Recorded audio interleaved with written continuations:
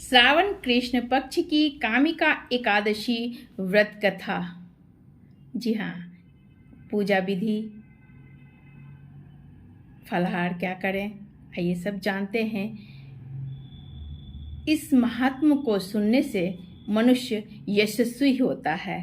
युधिष्ठिर ने कहा है कि भगवान श्रावण मास के कृष्ण पक्ष की एकादशी का क्या नाम और क्या महात्म्य है, सो मुझसे कहने की कृपा करें। श्री कृष्णचंद्र जी ने कहा, हे युधिष्ठिर, मैं सभी पापों से मुक्त होने वाले व्रत की कथा का वर्णन करता हूँ, जिसे पहले ब्रह्मा जी ने अपने पुत्र नारद जी से कहा था, जिसका कि केवल महात्म शून्य मात्र से वाजपेयी यज्ञ का फल प्राप्त होता है। उस दिन जो मनुष्य शंख चक्र गदाधारी एवं श्रीधर नामक विष्णु जी का पूजन करता है और भक्ति पूर्वक ध्यान करता है, उसको नैमिषारण्य में एवं पुष्कर तथा काशी में गंगा स्नान का जो फल होता है, उससे भी अधिक उत्तम फल की प्राप्ति होती है। वह फल इस प्रकार का है कि जो सूर्य ग्रहण के अवसर पर कुरुक्षेत्र में स्नान एवं श्री केदारनाथ जी के दर्शन से भी होना कठिन है। व्यतिपात योग में गंडक की नदी में स्नान करने से एवं सिंहस्थ गुरु में श्री गोदावरी में स्नान करने से उस फल की प्राप्ति नहीं होती जो कि श्री कृष्णचंद्र जी के पूजन द्वारा प्राप्त होता है।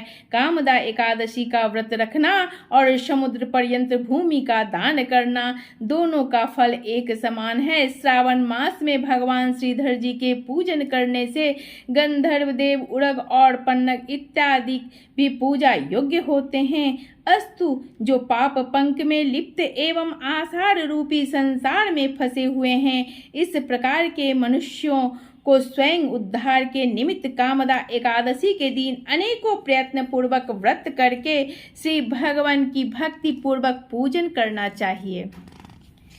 इससे उत्तम पाप मुक्त होने का अन्य व्रत नहीं है।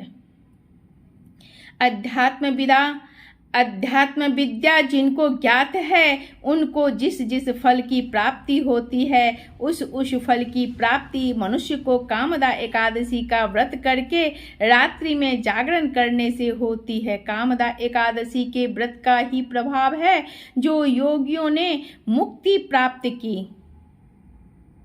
अस्तु, मनुष्यों को इस व्रत को करना नितांत ही आवश्यक है।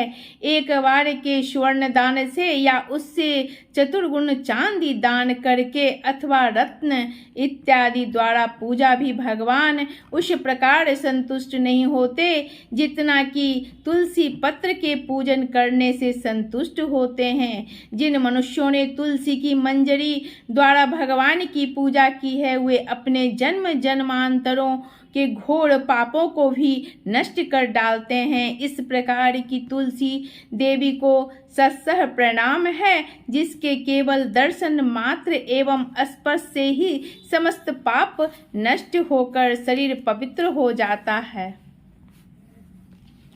जो मनुष्य एकादशी के दिन भगवान को रात्रि में दीपदान करते हैं, उसकी फल प्राप्ति को चित्रगुप्त भी नहीं समझ सकते।